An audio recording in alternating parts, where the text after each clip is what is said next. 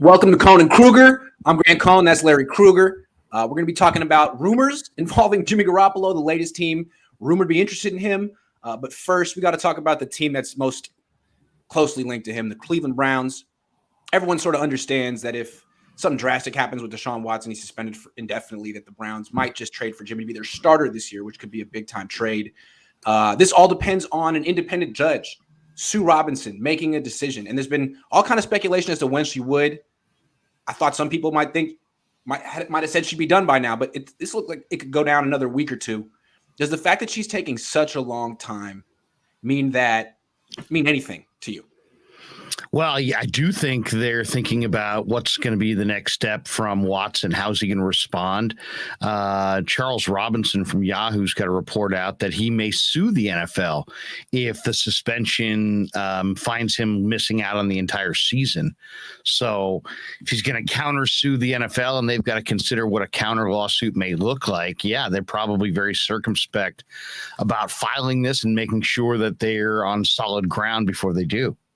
Right. Like if she were just recommending a 5 or 6 game suspension, I don't think Watson would debate much. And I don't know if the NFL would be upset with that. I think all sides might be happy with that. But if she says like a year minimum with, the option to reevaluate next year, I mean, maybe Watson, as you said, would sue, and maybe she's sort of making a case for why such a strong response is important. I don't know. What do you think? Well, I mean, I've seen you and I've read the same things. I'm sure that it could be as short as like a month or 6 weeks, that there may be no suspension at all. I mean, I've seen that. Then I've also seen that, this suspension could go longer than a year. And it sounds like if it's a part year suspension, that maybe the Browns are willing to go with Jacoby Brissett and maybe acquire kind of a backup type quarterback to just be there in addition to Josh Dobbs, I believe, as their kind of emergency guy. Maybe would not have interest in Jimmy if indeed it was like a 4 or 6 game suspension. So, it's like, and then of course there's new speculation about other teams like the New York Giants and that kind of thing. So, I mean, the Watson thing seems like we don't really have a handle on either when it's coming down, though we expect it soon, or what the penalty will be, though I think most people are expecting 8+ games, but now we're hearing reports that it could be half that. Yeah. I mean, for her to take this long, it makes me feel like she's almost anticipating the appeal. Like she knows it's going to be a lot and that Watson's going to appeal, and she's already sort of making her case for why the appeal shouldn't hold grounds. Or she's just creating the perception that she's uncovered every stone and really thought about this, because it's going to be very controversial one way or another, whatever she decides. The interesting thing as far as how it pertains to the Niners is that from what I've read, Grant, the Browns have written it into the contract, all kinds of stipulations that will protect them upon a suspension as far as salary cap commitments to Watson. So Jimmy's, somewhat large contract may not be a big deal if indeed there is a lengthy suspension, because it sounds like they'll get some relief on the Watson contract. Yeah, my only question with Jimmy to the Browns is, didn't the Browns sign Jacoby Brissett knowing that this could possibly happen with Deshaun Watson? Like, wasn't he the backup plan? And do they really feel that Jimmy Garoppolo is like $24 million better than Jacoby Brissett? Is that worth it for them? Yeah, I mean, I my guess on that would be no. But yeah, if they felt like, are they willing to go the full year with Jacoby Brissett in a year where they've spent a lot of, they have a lot of cap room, but they have a very impressive roster. So they've got a Super Bowl caliber roster. With that, are they prepared to go with Brissett at quarterback the whole year? Or was Brissett the guy that they got because they got whispers about a month or a 6-week-long suspension, and he's kind of just viewed as a stopgap guy? See, I think if it's 6 weeks, they're fine with Brissett. But if it's the full year, I bet you they're not fine with Brissett, and I think that they would want Jimmy. Now, they may want Jimmy still at a quite a bit lesser price than what his current contract states, and that could complicate things too. Okay, so it seems like the only team really willing and able to trade for Jimmy Garoppolo as a starter right now is Cleveland. They have a spot available, and they have the cap space to do it. If Watson doesn't get suspended the whole year, Cleveland falls out of the market. Other teams could be looking to maybe sign Jimmy Garoppolo or trade for him by sending some players back, some money back. One team that's rumored to be interested in Jimmy Garoppolo is the New York Giants, according to a Twitter account that may or may not be reputable. I don't know. It sounds interesting. The Giants. They said that he could be a mentor to Daniel Jones, the way he mentored Trey Lance so well last year. What on a believability scale of 1 to 10, what do you think of this one? Well, it doesn't make sense. It doesn't make sense. I'll just say that right out of the chute. Why? Not because the Giants were a 4-win football team. Brian Daboll goes there. He's the new head coach, the former offensive coordinator of the Buffalo Bills. They have Mike Kafka, the former Northwestern quarterback, who I believe wasn't he with Mahomes and those guys? I forget who Kafka was with, but Kafka's thought to be a pretty good quarterback coach. Okay. But they have Daniel Jones, and he was a first-round pick. They also already have brought in Tyrod Taylor. Now, I guess it could make sense if Tyrod Taylor was included in the trade. That's what I was going to say. Nice. Why not that? I think for the 49ers, that would be a really good trade. Tyrod Taylor and a 5th-round pick for Jimmy G, or Tyrod Taylor and a day 3 pick of something like that, or maybe Tyrod Taylor and a conditional pick based on how many starts Jimmy makes. I think in a lot of ways, Tyrod Taylor made the most sense when you think of the Anthony Lynn factor, and then you think of Kyle's statement from way back when saying that he wanted his backup to be a similar skill set to his starter. I think in a lot of ways, Tyrod Taylor is maybe the perfect player to come back for Jimmy G, and that we may be all looking around going, what about this? What about that? Maybe the thing that makes the most sense is Jimmy G and Tyrod Taylor, or for Tyrod Taylor. And then if you're Brian Daboll, you're taking over the New York Giants. You're taking over a really bad quarterback in Daniel Jones, who turns it over. He's like a serial turnover guy. I mean, I've never seen anybody turn it over more liberally than that guy has. So if he doesn't feel like he can get to Jones, maybe Garoppolo and it is New York City. It is an iconic franchise. They would like to turn it around like now. And Jimmy maybe is the ticket to doing that. Yeah, when the offseason started, before free agency, before Jimmy Garoppolo had his surgery, didn't most of us think the Niners were going to get rid of Jimmy ASAP and sign Tyrod Taylor? Heard a lot of people suggest that. I think even in the league, people were expecting Kyle Shanahan to really embrace this style of quarterback and go all in, but he didn't. But he still could. It seems like maybe that was the Niners' target, but the timeline got shifted with Jimmy Garoppolo. Anthony Lynn is the clear connection to Tyrod Taylor. It seems like if the Niners had cut Jimmy Garoppolo and signed Tyrod Taylor, people would be like, that's great. You got a good backup for cheaper. They could essentially do that and pick up a late pick as well. That'd be a good move. I think they should do that. In some ways, Grant, this is we've looked at so many options, right? Yeah. We've been talking about this for so many months. But if you really look at all the different options that were thrown out there, in some ways, this is the perfect option. And this is more of the fair trade. We'll give you this quarterback that needs to start because we're going with Trey Lance. You give us a quarterback that we can plug in behind Trey Lance, and a day 3 pick that maybe could be a high day 3 pick, or maybe a day 3 pick that could be a day 2 pick. Who knows? But some kind of conditional draft choice in there. The one thing I don't know is what is Tyrod Taylor's contract and what kind of. That's the thing. Tyrod Taylor isn't particularly cheap. And they don't have much. The Niners only have $4 million of cap room. Now they would get a lot Giants more. Have $6 million. The Giants have $6 million, so they have to figure this out. But Tyrod Taylor right now, his cap number for this year is $2.7 million. Okay, this year, nothing. It's not much. Next year it's 6.9. So they could, from the Niner perspective, coming back. Even, if let's just say they had all of Jimmy's money earmarked for extensions, they could add Tyrod Taylor to their current cap and probably make it work.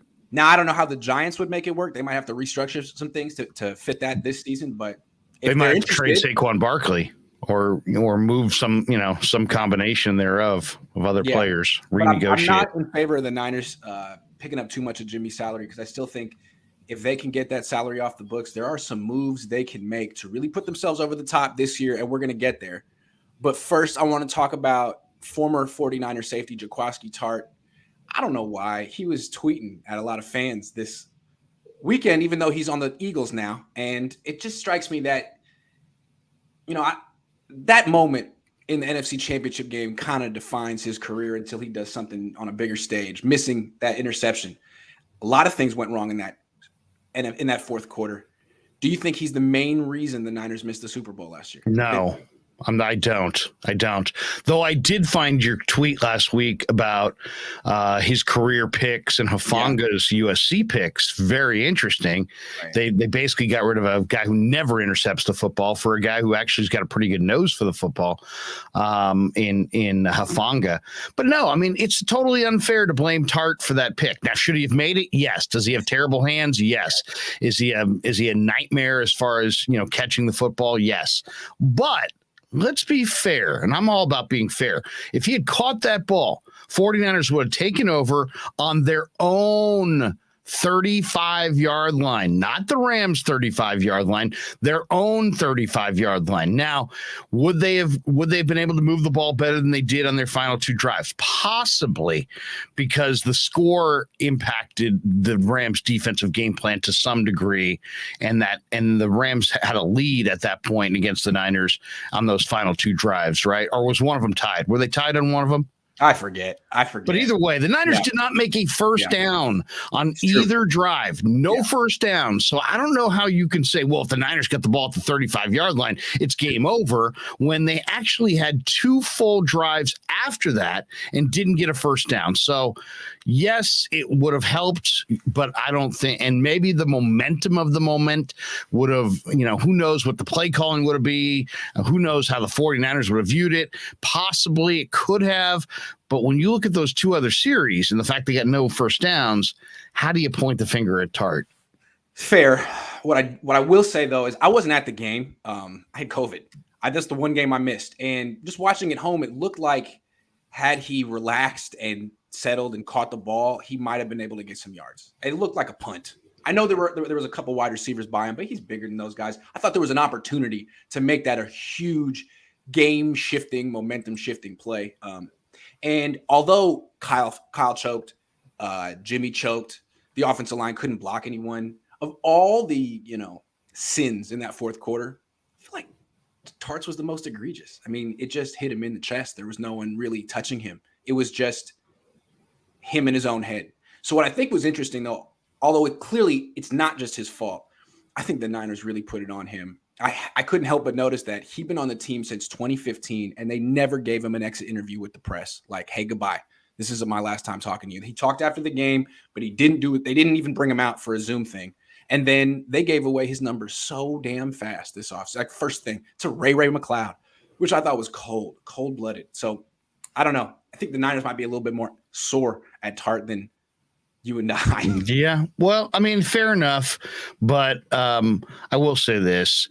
He was stand up about it. He didn't dodge. He didn't pull LeBron James and like, I'm not going to talk and I'm just going to go out the back door and you're not going to get any answers from me. He addressed it.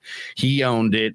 It was a physical mistake. I'll say to anybody who's ever wants to question that, go run full speed, either forward or backward, and I'll throw you just the duck of duck passes and we'll see if you catch it. Because in reality, when your head's bobbing and you're running, whether it's forward or backward, your head's moving, even the most basic of catches sometimes can get dropped. So it's one thing if you're standing there waiting for it, but he wasn't. He was still moving his legs and his head was moving up and down. It still doesn't hide the fact that he's a horrendous, he's got horrendous hands, and he's demonstrated that completely throughout his career. But I'm a Jaquiski guy. I like Jaquiski as a guy. I think he's a better player than he was when he came into the league, and I think they'll miss him because they're really, really thin at strong safety. I just feel like they feel so strongly, and they could be wrong, that Hufanga would have caught that, and that I think he would have too. I think he gave up a touchdown or two in that game in the red zone. I think they feel like, in retrospect, we should have just went with Hufanga. I don't think they feel like if we had just gone with Trey Lance in the fourth quarter, he would have won that game. I mean, who knows? But that's the one where I think they feel like I can't even look at you anymore. We held on to you one game too long or something. But maybe they're wrong. I want to talk about don't go. Here's the thing. The lesson, I think, is they've turned the page on the big physical, strong safety / weak side linebacker.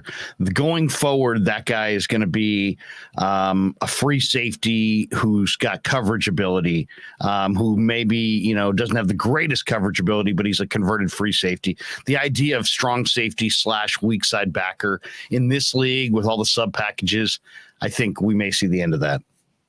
All right. So ESPN's doing a poll of players, executives, coaches to get like the top 10 players at each position, and Kittle's top 10, Debo's top 10, Jimmy Ward, not top 10. What do you think? Snubbed? Well, there's a lot of good players at this position. I'd have to go look and see exactly where he ranks, but Jimmy Ward does it all. I mean, so I'd like to know now he hasn't gotten the headlines. A lot of times you got to get headlines early. It's almost like a Heisman Trophy deal. It's got to be kind of a gradual campaign but Jimmy Ward, if you ask the Niner coaches, he covers like a corner. They would feel comfortable lining him up outside, and he hits like a linebacker. If they had to have a DB play linebacker, it would be him. So if you can hit like a backer and cover like a corner, and you get good instincts. To me, Jimmy Ward is he's one of the NFL's underrated players. Yeah, I think he deserves to be a top 10 safety in the league. I think you could argue that he's the best coverage safety in the league, man to man. Man, they're racing outside. Gardner's doing his thing. That's a high-powered guard. All right. So Seriously. You could argue he's the best man-to-man coverage guy. When it comes to covering a tight end like George Kittle or Travis Kelce or Darren Waller, you could argue no one you want more than Jimmy Ward. And then when it comes to tackling, I don't know if he hits like a linebacker, but he's just such a freaking good tackler. He never misses the tackle. He's always in the right position. Form is impeccable. Yeah, he doesn't intercept a ton of passes, but no safety does it all. I would say he's got to be top 10. Got to be. The coaches love him, and coaches don't love players for no reasons. They love him because he can be trusted. He's also gets other guys lined up correctly. He's like a coach on the field. But I mean, I really think that you're not going to find too many guys who will reckless abandon, throw their body around, and will come up firing up. I mean, this guy will come up like it's the third down play in the Super Bowl on every play. I mean, he plays with a level of urgency that's incredible to watch. It's contagious. And then he's got coverage ability in a league where coverage ability is at a premium. So I remember talking to a buddy of mine, a scout with the Panthers, who was on the sideline the year that he came out in the Senior Bowl. And he said of all the DBs, corners or safeties in Mobile that year, he felt like Jimmy Ward showed that he was the best DB on the field. So obviously the Niners and Balky felt that way. Well, I think what you could say about Ward is that he's one of only maybe 2 DBs in the league who could legitimately play every single position in the defensive backfield at a high level. Him and Jalen Ramsey. I mean, I think Ramsey could play safety and he could play in the slot. I think Ward could play in the slot and play outside in cornerback if you needed him to. And he can play both safety spots. I mean, how many other DBs could do all of those 5 things?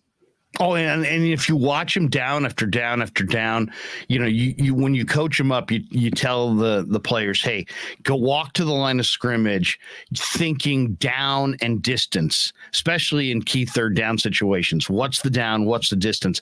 You can tell Jimmy Ward is incredibly competitive. He's got that down and distance. You can tell by the angles he takes. He knows exactly on every play what he needs to protect, where the grass that needs to be protected is, you know what I mean? He understands down and distance and situational football, and that's invaluable. Also, for a DB who's pushing 30, if not already 30, he looks like he's always looked. He looks like he's 25 years old, at least today. He does. Of all the people that I saw on the field during the mini camp, I felt like he was the guy that if there had been a game on Sunday, he would have been ready to roll. And I would say only about 10% of the players would even be in that category. He looked like, midseason form at mini camp. Okay, let's stick with the safety position. Last safety topic. So the Niners have Jimmy Ward, who's underrated, I would call him a top 10 safety, and they have Talanoa Hufanga, who is unproven. Former fifth round pick, second-year player, started 3 games. Jesse Bates, all-pro safety for Cincinnati, is available. They tagged him. He hasn't signed his tag. They can't extend him long-term. That window is closed. Do you think the 49ers should trade for Jesse Bates? Now, they would probably have to get rid of Jimmy Garoppolo first, but if they do, I mean, they have some cap space. What do you think? Well, I'm a Jesse Bates fan. I loved him at Wake, and he's a tremendous player. He's very smart. Now he's a free safety. Do you want to play Jesse at strong safety in the box and have 2 coverage, safeties? I mean, the Niners like splitting their safeties. What's the price tag going to be? I mean, I think it's got to be pretty significant. This guy's only 25 years old. He's got good size. He's a productive football player. He hasn't had tons of injuries. So, I mean, he would be interesting. The other guy that's out there, if you're looking for more of just strong safety depth, is Landon Collins, who, isn't much. Now, this is, kind of a yesteryear type safety who's not, he's truly a box safety and has coverage liability issues. But if you're just looking for another strong safety, hammer in the box, Landon Collins would fit the bill. Otherwise, what do you think the price tag for Bates would be? See, I don't care. Whatever he would need in an extension, I think the Niners should pay it because he's phenomenal. He'd be the best DB in their backfield. Now, in terms of picks, they don't really have first-round picks. So I don't know what they would give. They'd have to give up some second-round picks and a player maybe. But it doesn't seem like there's a bunch of teams trying to trade for Jesse Bates right now. So I don't know what it would take. But how about Tarvarius Moore in a third? Do it. I think Tarvarius Moore is one of those guys that could be very intriguing to a team like the Bengals. Why? Because, they've got money spent on the offensive side and they don't want to throw that money towards Bates. And Tarvarius Moore is big, strong, fast. Lots of scouts like him. You could definitely make the argument he's a better athlete than Bates, and he's bigger and maybe faster. But and I know that he takes horrendous angles and is probably more of a jumbo corner. But who knows? Maybe beauty's in the eye of the beholder. Maybe they see 6'2", 195 with 4.3 speed and say, you know what, we'll take him in a mid-round pick for Bates. Figure it out, John, because it seems like this. I mean, Jimmy Ward is 30. He's going to be a free agent next year. You're going year to year with him. Hufanga is unknown. You're not really invested in him. You have Tarvarius Ward, who's really good, but you don't have an all-pro in your secondary. And this guy's available. You haven't shown the ability. You don't even want to draft DBs that high. This guy's available. I think they should go after him. I do too, because look at who's their third corner. I mean, who's their third safety? Excuse me. Who's the if Hufanga or Ward went down, Odom's a special team guy. Yeah. Who else do they got? Tarvarius Moore, I just described. I don't think he can play dead. Taylor Hawkins was a corner at San Diego State. That's a big transition. Leon O'Neal, I really do like as an undrafted free agent, but there's some coverage liability there.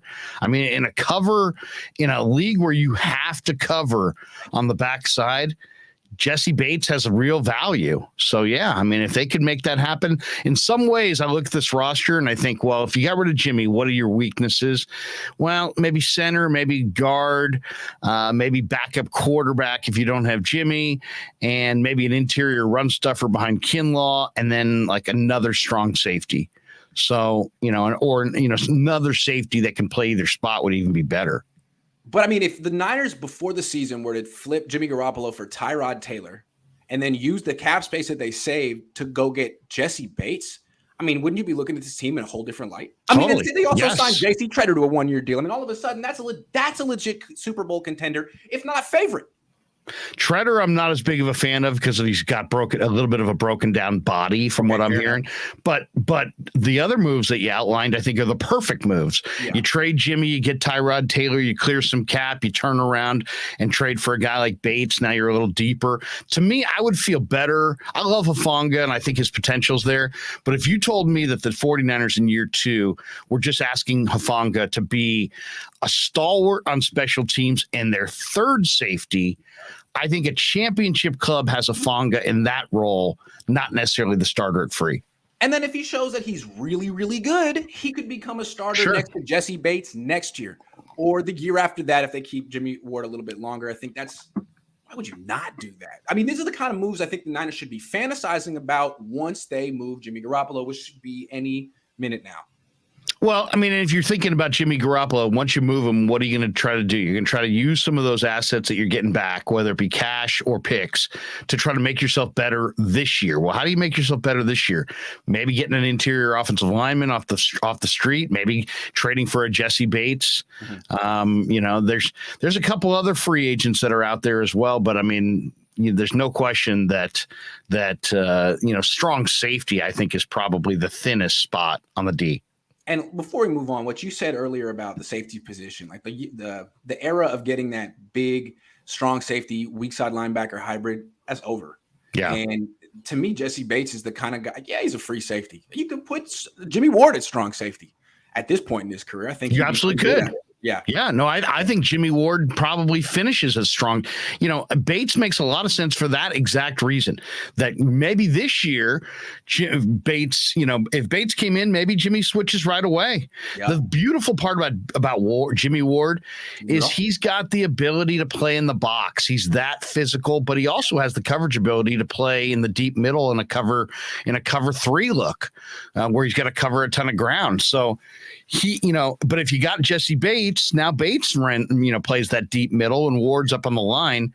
And I think that's probably their best foot forward, really. When Ward was younger, he had the body of a cornerback. And I think that's why, he had the game of a strong safety, but the body of a corner. I think that's why he got hurt and why coaches were a little confused as to where to play him. But now at 30 years old, he looks thick, built. I think he could handle it. I think he could play, especially in today's NFL. It's a passing league. It's a too high safety league most of the time. You're not really playing linebacker. I think you could do it. Well, anyway. You can't even do it anymore. If you detonate on a guy, it's a 15-yard penalty. So it's more about, do you break down in space against athletes consistently? And Jimmy Ward does. Who does it better than Ward? Like, who actually form tackles better than Ward? You've never really seen Ward light anyone up, but you also don't really see him miss tackles. Well, didn't he light up the guy in the Rams game? And didn't he get penalized? Sorry, I take it back. Yeah. Codename Chris says Jimmy G is borderline trash. Kyle's overrated and chokes in big games, and John Lynch is just there. Ouch. Keep up the good work. I agree with most takes. Codename Chris. What do you think his real name is? Yeah. Appreciate it, man. Thank you. That was succinct yet brutal. Okay. Brandon Ayuk, what do you expect from the third-year wide receiver? Excellent rookie year. Bit of a disappointing second year, although he finished very strong. I expect him to emerge this year as one of the better, as the Niners' number 1 receiver. Oh, wow. I really do. And I know they have Debo, and I know they got a bunch of guys. But, you'd have to be, you'd have to be crazy at this point not to have seen all the footage of Lance and Ayuk. They're clearly buddies. They're clearly working out together. They're probably on the same page. He's more of the downfield threat. Lance is more of the downfield thrower. So I think Ayuk bust out this year. I think this is the year that Ayuk, week after week after week, he's the guy fantasy-wise that you want on your team this year, Brandon Ayuk. Yeah, and it's like he should be a better wide receiver than Debo because he's got longer arms. He drops fewer passes. He's a better route runner. He probably is a better target in the red zone. Just a more beyond the line of scrimmage. He should be better than Debo. Behind the line of scrimmage, Debo's the best. But I don't know. The thing with Ayuk is he's still seen faster his rookie year. I don't know what happened, but I feel like he put on a little too much muscle. I could be wrong. It just looks that way. And it looks like he lost a little speed and explosion. And you were there in minicamp. He wasn't bad, but Debo wasn't out there. Kittle wasn't out there. I just felt like whenever Lance targeted Ayuk, good things didn't necessarily happen. There was a drop. It seemed like Jennings was the guy asserting himself. It's really, and plus we only saw one practice a week. Maybe Ayuk was tearing it up the other practices. I just was a little underwhelmed. I'd like to see him tear it up in training camp. You know what I'm talking about. Yeah, I trace this lack of explosiveness back to ASU. I mean, I saw him as a sophomore, and I thought, "Wow, this guy's a home run hitter." Then by the end of his career, he was still making plays, but he wasn't quite the home run hitter. So to me, having him show up lean and fast, and then it's also one of these things where if I make you run the deep route, but there's no payoff, eventually you stop running it at full speed. That's right. I think that's what we're seeing. I think this guy, was running off the coverage because they had no Danny Gray, they had no Ray McLeod, and he knew Jimmy couldn't get it there. So I think he started, leaving some of that effort, in the huddle, and I just think that he'll run those routes with a little bit more, belief that the ball's coming his way. And I think but I want to see a little bit more speed too. I want to see it both before the catch, but I really want to see it after the catch, because this guy was a rack monster at ASU. I think it's more. I mean, it's not just that he lost heart running the deep balls. I think he realized, man, on this team with this quarterback, I got to be a lot bigger. I got to have a body like Debo. I'm going to be running jet sweeps. I'm going to be playing running back. I'm going to be going across the middle, when really his game, he should be a sleek, outside the numbers, Amari Cooper type. Like, you're not running over the middle, but with Jimmy Garoppolo, you have to. So I think he almost changed his body to suit Jimmy. And now, really, dude, you should just go back to what your body was like when you were way younger, because now you're playing with a whole different type of quarterback. Maybe I'm wrong with that, but it just looks that way. Like he's trying to compensate to be a yak bro. I mean, also, you do want to be able to absorb some of those hits, but I really think that down the field, this guy's he's much more of a downfield threat than Debo. So if you mix in Trey, who's gonna extend plays and throw that ball down the field, I think a lot of those balls are going to Ayuk. But I mean, it's also got to be about his level of professionalism and how seriously he attacks his job. I mean, is he a pro? Does he show up with a briefcase every day? Does he run every route like it's coming his way? Or does he do little things like not buckle his chin strap, or not get off the line of scrimmage, or not sell that the ball could be coming his way? I mean, these guys are, defenses are looking for any indication at all of what's coming next. And if you're giving away the play, as a wide receiver on the backside, that can hurt a football team. Same way you want to sell a fake if you're a quarterback, you got to sell the play as a receiver. So yeah. Also, I mean, this team doesn't throw that much, and they have Debo, Kittle, Jawan Jennings. If Ayuk isn't, he's dropping the ball, they're going to go away from him pretty fast, and he's going to be competing for targets with Jawan Jennings, who did do a very good job in OTAs just this past month. So Ayuk, the pressure's on, because you're not going to get targets by default the way he did when he was a rookie. Final question on Ayuk. Do you think he could hurdle a defender like he did his rookie year? Do you think he can still do that? Now they'd probably catch that back foot. He probably could get almost over, but not quite. Same body type. All right. Why do you think, in general, Kyle Shanahan's teams are so often injured, at least his Niner teams? Well, before anybody wants to debate this on us and say, well, what's your premise is wrong, I don't even agree with your premise. Well, you're wrong. Here's the information. This is how the injuries have broken down in the Kyle Shanahan era. 2017, 10th most injured team in the league. 2018, 4th most injured team in the league. 2019, 6th most injured team in the league. 2020, most injured team in the league by a country mile. 2021, 3rd most injured team in the league. So, and if you look at the Rams in that same stretch, 2017, they were the least injured, 2018, 4th least injured, 2019, 10th least injured, 2020, 2nd least injured, and last year, 5th least injured. So the Rams are not getting injured, and the 49ers are getting injured. That's a fact. I didn't realize the Niners were the 3rd most injured team in the league last year. 3rd most, and that was coming off a historic year where they were like hell-bent to this ain't never going down like this again. Right. And still, third most injured team. So I think it has a little bit to do with practice habits. It also has a little bit to do with the fact that, the 49ers go at it in the preseason and the Rams sit it out. Mm-hmm. And I really think with the extra game, and when you're a consistent playoff team and you're going to extend your season and play 20 games, let's say, on your schedule, like the Niners typically do, I would say that it's really important that you take preseason off and show up on week one and give away the rust factor. Who cares? Who cares if you're rusty in week one or week two? It's more important that you have your full cast of characters on the field. That's true. But I mean, I think you got to look at this, goes back beyond Kyle Shanahan with the Niners. I mean, this was going back to about 2013, 2014. And there are some people still with the organization that were on the team back then. So I think when it's like an 8-year trend, a 9-year trend, it's got to be everything. And one of the factors is Parag and his scouts that have been there forever really see value in investing in injured players. They think you can, and to a degree, it's smart. I mean, you can get value like the Warriors got Kevon Looney late in the draft because he was injured. But the Niners do this all the time.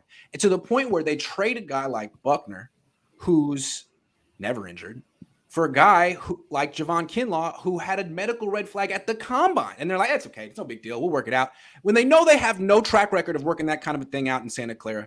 So I think they kind of, invest in players like this. That's part of the problem. I think that philosophy has been totally changed. Now they're investing in guys who play college football games, which I think is the smart move. It doesn't forward. Yeah, wow. It doesn't assure you of being healthy, but if healthy players stay healthy, hurt players continue to get hurt. That's a belief. That's not a fact by any stretch. I think Trent Baalke looked at it as value. Yeah. He looked at value. Oh my God, the guy tore his ACL and this and that. We'll get him at 3 rounds later. It's when you start when you're so in your draft minutia that the player that you don't want in the 3rd round, you're desperate for in the 5th round. You're so involved in how you've got these guys, ranked and rated that, oh my God, yeah, he's a 3rd round pick, but man, we get him in the 5th because of the ACL. Now we're getting value. Scouts are oftentimes looking for, empirical data that proves that they're getting good value. And, a lot of that empirical data is involved with guys who are getting hurt. And so there's, now they're going the other way, Grant. Now they're trying to get guys who play. They better, because to me, I almost feel like they haven't valued durability, because what they can do is get a bunch of players who are good when healthy. But then if they get hurt, the Niners can always use injuries as an excuse. Well, our guys were hurt. Well, you invested in injury prone guys. You can't blame us for going 6-10 this year. Our guys were hurt. Guys are hurt every year. That's a lame excuse. It almost feels like if we win, we get credit. If we lose, we're cool. So I don't know. Maybe I'm wrong. It's also one other factor is that every team profiles players differently and wants different things. I think the 49ers with the outside zone run, they want offensive linemen that can move. So they prioritize movement and, speed at linebacker. Look how small their linebackers are. They're 215 pounds, the guys that they added this year, 220. That's relatively small. So if you go for smaller, faster guys trying to put the most speed on the field, I think smaller, faster guys are more apt to get hurt.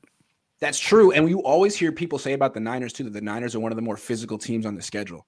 So you got a combination of small, fast guys being coached to, on offense, don't run out of bounds, get the last hit in, be a yak threat, basically play bigger than you are. And I think you see what happens. The Niners go through running backs, by the bushel.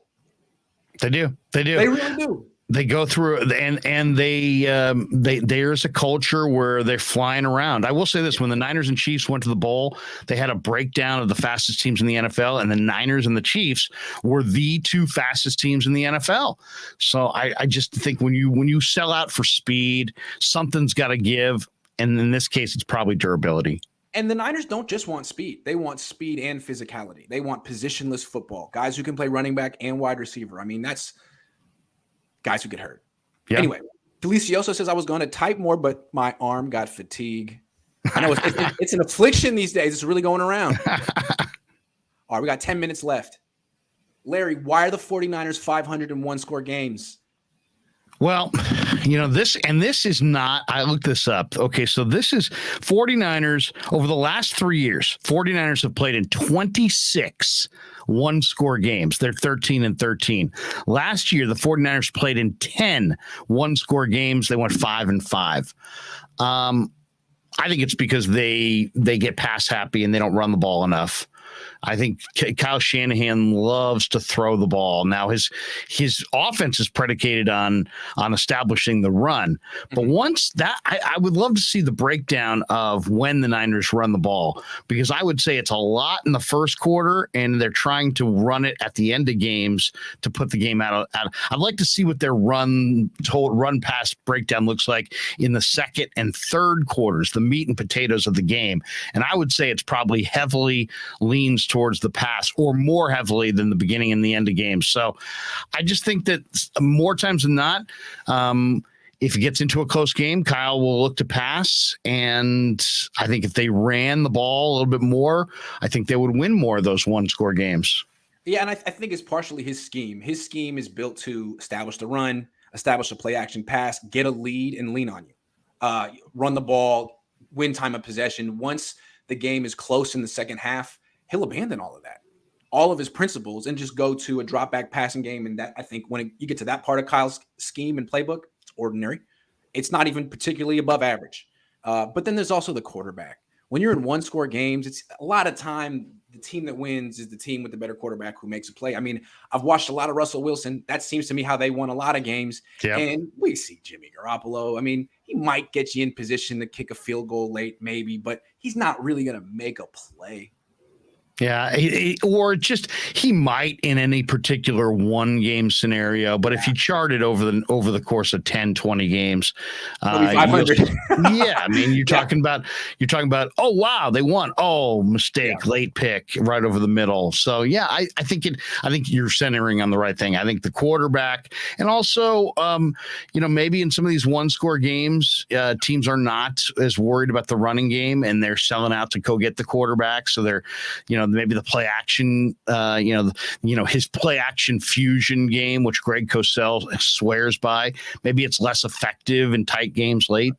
I would agree. I would think so. And that's probably just more effective early in the game. But I think Trey Lance, if Jimmy is the problem and maybe Kyle's scheme to it to a degree, maybe Trey Lance can transcend those things and make the Niners good in one-score games, because if he's elite, then they should be okay. We'll see. I don't know. I mean, it's definitely something to watch for this year. Right, if they got to win those games, let's be honest. If they want to be where they want to go, where they want to get where they claim they want to go, and winning another championship, they got to be better than 500 in one-score games, because that's what it's going to be in the playoffs. They lost in the NFC Championship game in a one-score game, and then when they played the Bengals, they won that game. It was a very big game for the Niners. They would have lost if Jesse Bates had just not pulled the Jaworski target. He flicked it off his chest. And that's the guy I'm saying to get. But yeah, I mean, Jimmy sort of does that. Let's see if Trey Lance can be better. All right. Of all the second-year quarterbacks, which one do you think will make the biggest steps forward this season? Trey Lance is in this group, of course. Well, it's interesting. I think this is where the first year everybody kind of looks, they look all right, because they look the first year, and the standards are much lower, and it's not really about them as much as it is the franchise, and so nobody's judged too harshly even if they do badly. Nobody's judged too favorably if they do good. So Mac Jones was terrific, but a lot of that was the Patriots, and Trevor Lawrence was horrible. A lot of that was the Jaguars. I would say year two, you start to see the teams move forward or regress based on the quarterback. And I think there's three that are going to make a big step forward. I think Mac Jones is going to continue to get better. I think he's got better surrounding talent around him coming into this year than he had last year. I think he's going to continue to get better. I think Trey Lance is going to get a lot better because of the surrounding cast and how hard he works at it. And then the other guy that I think is going to be phenomenal, and I'm really bullish on this team, largely because of this player in the draft they had, is Zach Wilson. I think Zach Wilson Wilson had 2 years last year. He had the first year where he looked really bad, and he looked, it was like him against the world. He had no help. Then he got hurt. He came back. He looked terrific down the stretch. And I think this year, with better perimeter players on both sides of the football, they had Garrett Wilson on the offense, true number one receiver. What's that? Brees Hall, running back. Brees Hall running the ball. Roberts. I mean, I like their equation. They've improved their talent on offense, and they've got Robert Saleh coordinating their defense, and they added Sauce Gardner. So I think I'm bullish on the Jets this year. I think they're going to be far better, and I think Zach Wilson's going to be the number one reason why. If Zach Wilson's good, the Jets are good. He's really the only. I mean, they're a very young team, but I think that team. Anyway, enough of Zach Wilson's on the list, but let's talk about Trey for a second. I mean, for a rookie 21-year-old who started 2 games, his numbers were decent. I mean, he had a 97 quarterback rating. Part of that was because he played in the red zone in specific packages. But really, I think the way we'll be able to see the steps that he takes is just how much better the Niners offense could be with him on the field compared to Jimmy Garoppolo. Like, if the Niners offense transforms the way the Rams offense transformed last season, then we'll see it right there. I don't know what the offensive line is going to do if they can keep him healthy and how good the secondary is at strong safety and nickel. But yeah, I think you could see Trey Lance make some big strides from what he was doing in Arizona last year. I think it's a lot about Kyle and the offensive coaching staff. What kind of game plan do they surround Trey Lance with? Do they subject him to a bunch of hits, or do they protect him and get the ball out of his hands and try to establish a rhythm? To me, he's got huge talent, but it's all about can you get him in a good rhythm and almost force the ball out of his hands quicker, because they've got tremendous weapons. I mean, you could probably argue the 49ers have the best weapons of any of the second-year quarterbacks. Trey will have the best weapons at his disposal. So get the ball out of his hands. Keep him on a pitch count. Run the ball. Play defense. Get the ball out of his hands. Prioritize taking care of the football. And I think Trey's going to make a dramatic several steps forward this year. I agree. I mean, you want him to extend the play sometimes. You want him to roll out of the pocket sometimes, but not every play. Because last year, I think he was among the league leaders in just holding the ball, holding the ball in the pocket. If he's going to do that all the time, he's going to take a bunch of hits, get hurt, and have an Andrew Luck career. I mean, not even an Andrew Luck career, but just have an injured career. Kyle needs to find a million ways to get the ball out of his hands quickly, just to keep him healthy. He did that for Jimmy Garoppolo. I think we saw him start to do it a little bit for Kyle in the Houston game. It's important to keep this guy healthy. And it's like anything else. Show us you're a tough guy, but it's the NFL. You're a quarterback. Do not take on linebackers. Do not run him unprotected through the A gaps. None more of these quarterback drop back, and then he's just kind of has to pick and slide and find a hole between the tackles. Those plays are garbage. I'd rather see him run the exact same offense that Jimmy ran last year, and let's just see how he runs it, and then try to get a rhythm going and have him on a pitch count. Have him between like 18 and 25 passes. I don't want to see him throwing 32, 35, 37 passes in a game. Keep that exposure to hits way down. Because if you don't have a Tyrod Taylor, keeping Trey fresh is going to be one of the key elements of their run to a Super Bowl this year. You can't have him taking a ton of hits September, October, November. You just can't. You're not going to win that way. I think one of the best things that Andy Reid and the Chiefs and Patrick Mahomes do is protect him. They do a really good job of getting the ball out of his hands, except in that one Super Bowl, getting the ball out of his hands quickly and mixing that in with some deep shots down the field. Mahomes really doesn't get hit very much. That should be how the Niners, hope to use Trey Lance. You don't want him to be like Russell Wilson, who's constantly running around, taking a bunch of sacks, but makes a few big plays. Because that never really worked for the Seahawks, except for that 1 year when he was making no money. Prioritize completion percentage, emphasize completion percentage. Don't emphasize toughness, because my biggest fear with Trey is that he's going to try to prove how tough he is. That's what happened to Carson Wentz, right? Yeah. Have appropriate fear. Have appropriate fear because, Tom Brady's the best that probably has ever done it. How many times you see him, the play's not there, he just throws it into the ground. Mahomes will throw the ball into the ground if their play's not there. It's the NFL. You won't make every play. Don't try to make every play. Go on to the next play. Also, Colin Kaepernick, one of the greatest runners of all time at quarterback, always slid. Never took a big hit. Had the appropriate fear. My favorite player of all time, Steve Young, got hit a lot. Got hit a lot, got a lot of concussions. It really, it cut short his career. So, just saying. I know you want to be like Steve Young, but don't run like that. Yeah, Steve Young, if he could do it again, probably would do it differently. But Steve Young that was the great part about Steve Young. He played every game with fourth quarter of the Super Bowl type urgency. It defines him. Yeah, absolutely. And then you got Jimmy Garoppolo, who still thinks it's October. Anyway, thanks, Larry. Appreciate you. Good stuff, man. I'll be back at some point. Thanks for watching, everyone. See you later.